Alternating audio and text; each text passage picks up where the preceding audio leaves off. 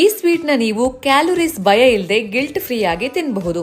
ಈ ಸ್ವೀಟ್ ಸಿಹಿ ಇದೆ, ಆದ್ರೆ ಇದರಲ್ಲಿ 0 ಕ್ಯಾಲೋರಿ ಇದೆ. ಹಾಗಾದ್ರೆ ಹೇಗೆ ಮಾಡೋದು ಅಂತ ನೋಡೋಣ. ಮೊದಲಿಗೆ ನಾನಿಲ್ಲಿ 1 ಪ್ಯಾಕೆಟ್ ಬ್ರೆಡ್ ತಗೊಂಡಿದ್ದೀನಿ. ಬ್ರೆಡ್ನ ಎಡ್ಜಸ್ನ ನೀಟಾಗಿ ಈ ರೀತಿ ಕಟ್ ಮಾಡ್ಕೊಳ್ಳಿ. ಆನಂತರ ಈ ರೀತಿ ಚಿಕ್ಕ ಚಿಕ್ಕ ತುಂಡು ಮಾಡ್ಕೊಳ್ಳಿ. ಮೊದಲಿಗೆ ಪ್ಯಾನ್ ಬಿಸಿ ಆದ್ಮೇಲೆ ಅದಕ್ಕೆ ಬೇಕಾದಷ್ಟು ತುಪ್ಪ ಹಾಕೊಳ್ಳಿ. ಈಗ ಬ್ರೆಡ್ ಸ್ಲೈಸಸ್ ಹಾಕಿ ಒಂದೊಂದಾಗಿ ಫ್ರೈ ಮಾಡಿ. 2 ಸೈಡ್ ಈ ರೀತಿ ನೀಟಾಗಿ ಫ್ರೈ ಮಾಡ್ಕೊಳ್ಳಿ. ಈಗ ಶುಗರ್ ಸಿರಪ್ ರೆಡಿ ಮಾಡ್ಕೊಳ್ಳೋಣ. ಒಂದು ಪಾತ್ರೆಗೆ ನೀರು ಹಾಕೊಂಡು ಇಲ್ಲಿ ನಾನು ಶುಗರ್ ಬದಲಾಗಿ ಅಲೆಸನ್ಸ್ ಅವರ ಮಾಂಕ್ ಫ್ರೂಟ್ ಸ್ವೀಟ್ನರ್ ಹಾಕ್ತಿದ್ದೀನಿ. ಯಾಕಂದ್ರೆ ಇದರಲ್ಲಿ 0 ಕ್ಯಾಲೋರಿ ಇದೆ.